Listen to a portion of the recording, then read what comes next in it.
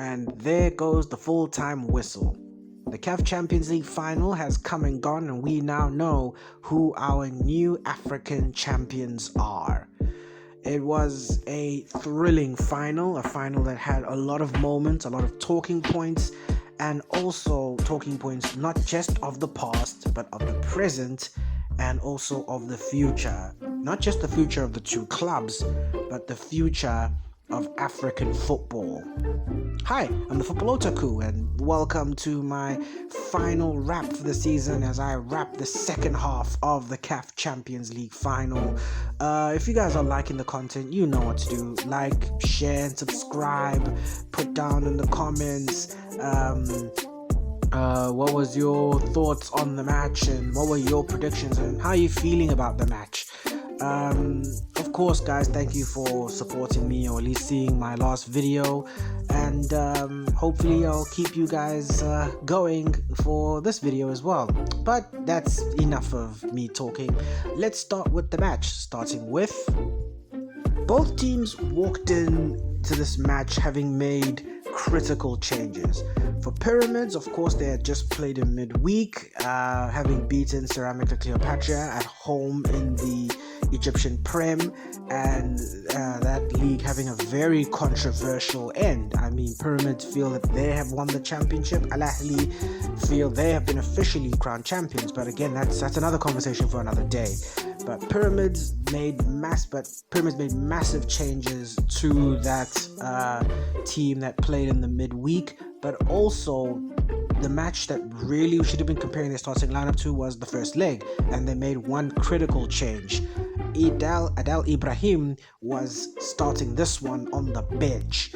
I mean, Juric probably saw that first leg and saw how Ibrahim Adel was practically being bossed by Kuliso Mudau, and knew he had to do something different, something that didn't involve the Egyptian winger, and he had to make new plans as to how they were able to penetrate Sundowns' defense. For Sundowns, on the other hand, Tashreeq Matthews did start along with Jaden Adams as well. Of course, they were both subbed. Temba Zwane started on the bench, and so did Peter Shalulile as well. So there were also very interesting iterations on both sides of the fence. So the match starts, and it starts with both teams, of course, feeling each other out. But Sundowns have sort of the first chance of importance, the first chance that matters, where it's a free kick just outside the area. Teboho Mokoena gets ready to take the free kick, and instead of a typical direct free kick, something he's very good at, which is long, shots or shots from distance, he instead plays it short for Ribeiro Costa and for Reyners to run onto. Instead, Reyners takes a shot and it sort of flies over the bar, and the way Reyners and Ribeiro sort of talk to each other afterwards, it sounds like this was a move that not only they'd rehearsed during the week, but it was a move that they'd not only rehearsed during the week, but it was a move that clearly didn't pay off. They sort of got in each other's way, which really wasn't a nice thing to say. Anyway, Pyramids then would have their first meaningful opportunity of the game, where again a ball floated into the area, something that Sundowns struggled with, or a lot of teams have struggled with in the Champions League. Played into the area, Mayele was at the back post, and it sort of goes into the side netting. But that was the sort of first real opportunity that Pyramids got, or Mayele's first real sighter at goal. But then a minute later, his sighter would be a full-on strike on target. Again, another ball played into the right, and then a ball played into the area. Kronkekana, very lackadaisical, doesn't deal with it, almost nonchalantly passes the ball onto Mayele, and Mayele, with a first-time strike, it curves beyond Williams and curves right into the back of the net for 1-0 Pyramids. And that was a critical goal to score in the context of the game. I mean, it's the first goal of the match, but also it will dictate the terms of the match. It's now a goal that took him to top goal scorer of the Champions League. And who else but that man to pop in and score in the big occasions? He's scored in the quarterfinal, scored in the semi-final, and now to score in the final. I mean, Mayele has been the man for the big occasions this season in the CAF Champions League to take the lead. Sundowns, though, would react pretty well to going 1-0 down, create some opportunities, but they'd have a big opportunity just inside the first half, just at stoppage time. You could tell Sundowns were trying to play that through ball quite a few times. Ribeiro Costa almost got fed, but it didn't work. But then Costa this time fed, I beg your pardon, to Shree Matthews. He's in on goal, 1-on-1. Surely this was going to be the big equalizer, but El Shenawi saved. And this was a huge moment in the juncture of the match. That was the best opportunity for both sides, and it was a huge opportunity not taken from Mamelodi Sundowns.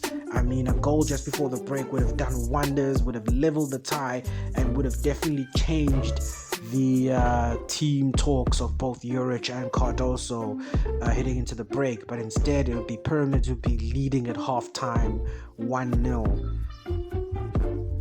And so the second half kicked off, and it was very imperative for Sundowns to strike early and for Pyramids to strike early as well. The next goal in this game was always going to be crucial. Sundowns get it, we're right back where we started. Pyramids get it, and essentially the game starts to get away from them. They've got daylight. And it would be the team from Egypt who would get that second goal. It would come from, yep, you guessed it, a set piece. A ball played into the area, a header from Saeed into the back of the net for 2-0. This was again another huge mistake from Sundowns, where the marking was a little bit lackadaisical. Again, Sundowns were unable to deal with balls in the area, something that Pyramids was so good at, and something that a lot of people warned Sundowns against, and yet still they proceeded to concede from there to make it 2-0 on the night, 3-1 on aggregate. And now Sundowns, it was really going to get away from them. They needed essentially 2 goals. They did almost have a decision go their way, where Ikram Reyners was in on goal, or was at least beyond the last man before he was fouled. Then, as he was fouled, the referee would then go to VAR. There was this long check for VAR, but then the VAR eventually came to nothing. The referee didn't see it as a foul. Still, though, it was a very, very long VAR check, and for this referee from Somalia, he did a very good job. He did a very, very good job in refereeing the game. Not a lot of controversial calls, not a lot of calls I felt that he got wrong or that influenced the game. But I did feel, though, that his use of VAR wasn't that good. I mean, it was such a long call, such a large VAR call on the Reyners foul. It took far too long to reach such an obvious decision. I felt that they should have reached it much quicker. I mean, the first half we had 7 minutes stoppage time for the first half. For the second, we have 10 minutes. And really, the use of VAR was very, very lackluster. But although the performance from the referee was good, back to the game though. 2-0 down. Sundowns needed a goal and started, throwing on attackers. But then they would make a very bizarre decision. Again, Themba Zwane, someone who, a stalwart of the Sundowns team, he was the one who manufactured that moment against Al Ahly in the semi-final. Again, he doesn't come on. Instead, Sundowns throw on Lebo Motiba, a veteran striker who had played a lot of his career in France for Lille and Strasbourg in Ligue 1. Now, here he was playing in the CAF Champions League final. This is his first appearance for the club in general. I mean, he hadn't played a minute for the club, both domestically or on the continent. And here you are, essentially being needing to be a savior for Sundowns. I mean, it was absolutely crazy. They would get a goal back through Ikram Reyners. A ball floated into the area, again dealt with by the Pyramids defense, only for Reyners to volley into the net. There was a suspicion of offside for Peter Shalulile. Was he involved in play from an offside position? Referee said no, and eventually Sundowns would have their goal back and would need at least one more goal to win the Champions League. Sadly though, that moment never came. Sundowns did threaten, they did have some half chances, but nothing as good as, say, what they created in the moment just before half time, and the full-time whistle would go and we would have a new name on the CAF Champions League trophy. Pyramids FC win 2-1 on the night, 3-2 on aggregate, and for the very first time are crowned African champions.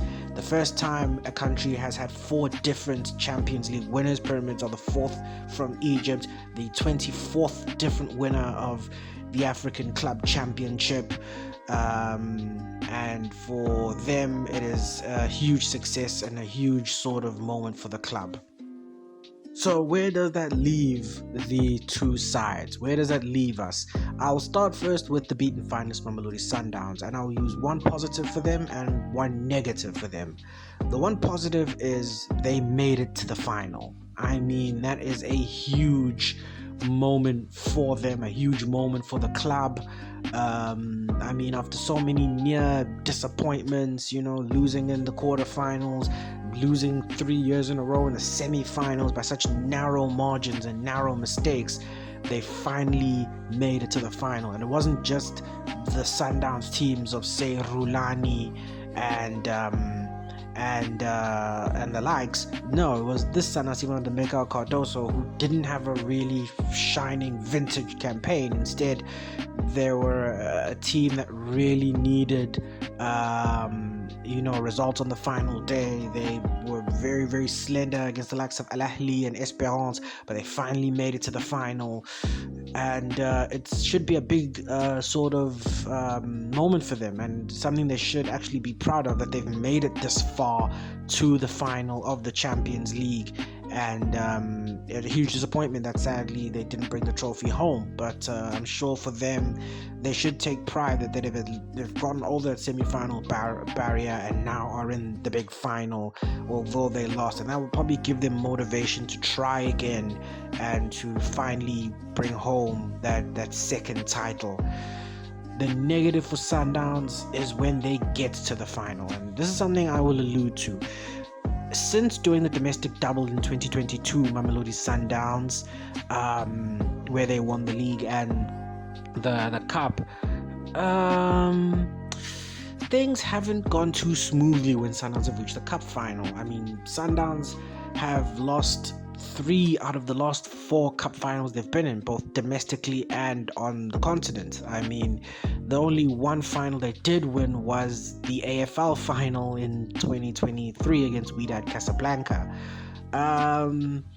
They lost the FA Cup final last year to Orlando Pirates. They then lost the League Cup final last year to Magesi, one of the biggest upsets in the history of the League Cup, especially in the final, and now they've lost this final.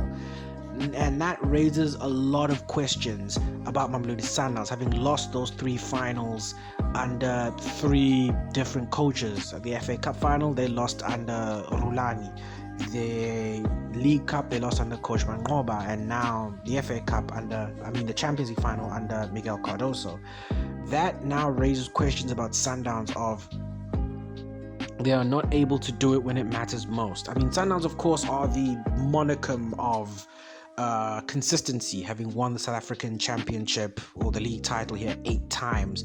But now in these cup finals, when it matters, they just don't seem to get it done. They seem to bottle these big moments, and trust me, that's something money can't solve. I mean, look at Paris Saint-Germain, from the horror of 2017 to now winning the Champions League just past weekend.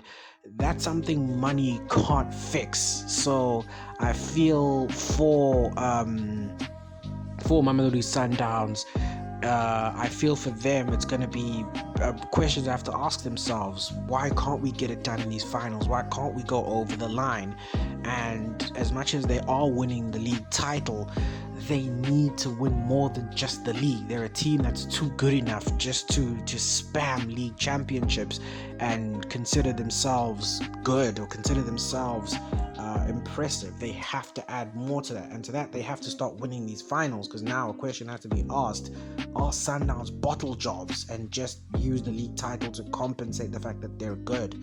So I feel Sundowns will have a long, hard look at themselves, especially letting this one go where they were absolutely favorites, and I feel for them it's going to be very disappointing for them.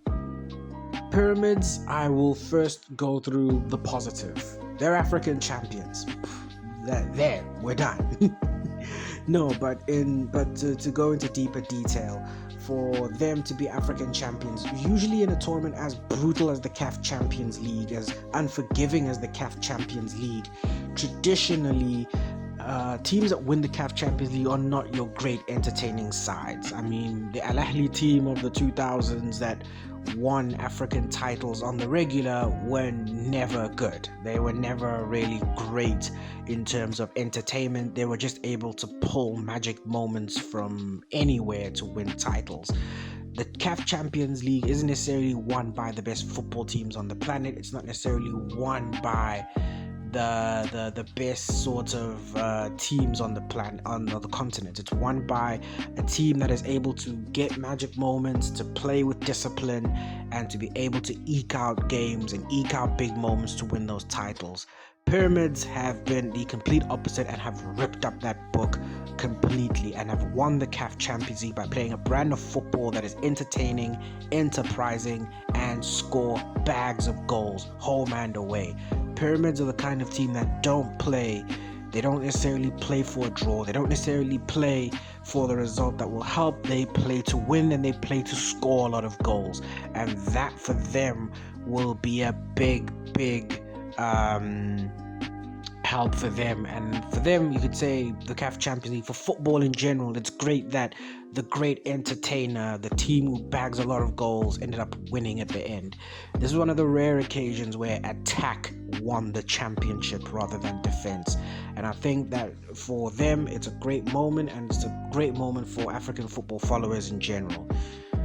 Now for the negative, and this sets a very dangerous precedent for African football.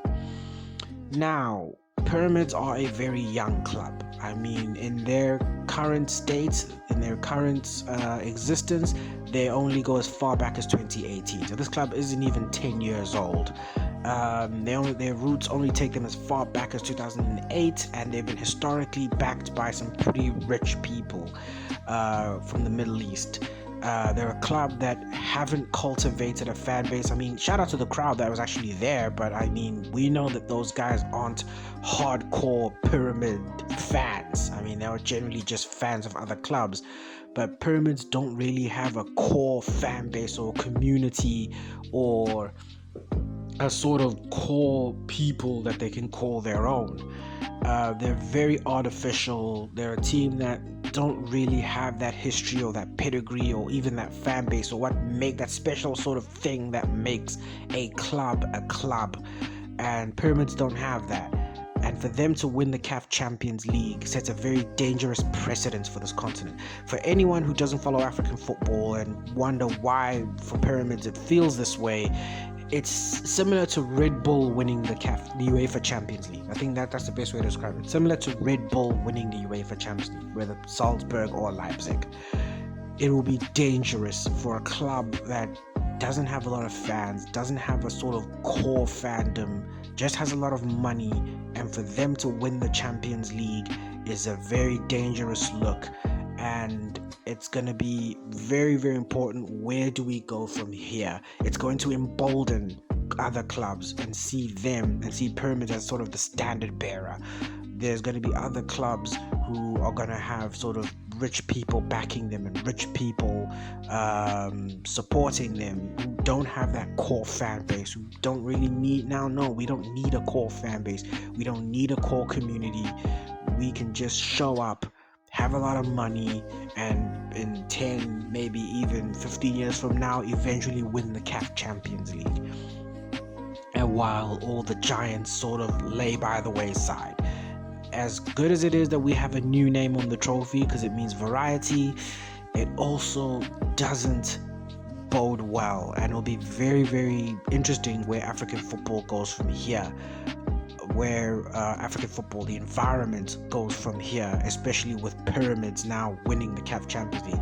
I think maybe the Bundesliga one day will have this conversation the day RB Leipzig finally win the league, because I feel one day RB Leipzig will win the league. They will, one day RB Leipzig will win the league, and the league will have a long, hard look at itself, and the community will have a long, hard look at itself of where are we going now. And it'll be very interesting to see where the African football club landscape is now that Pyramids have won this CAF Champions League.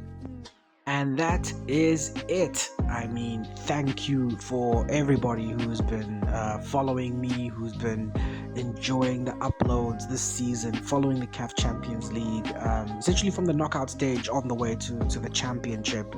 I am planning or thinking about sort of bookending this Champions League with a special sort of video to look back on the tournament, or at least from the knockout stage onwards, but to sort of take a trip down memory lane for this CAF Champions League, sort of bookend and really put the exclamation point at the end of what has been another thrilling year of African Champions League football. It's been absolutely fantastic.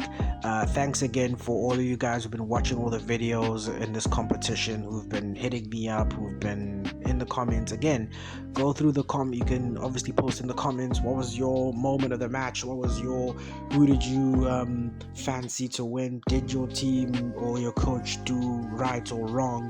But anyway, thanks again. It's been your boy, the Football Otaku, and never forget, real football always wins. Check you on the flip side. Deuces.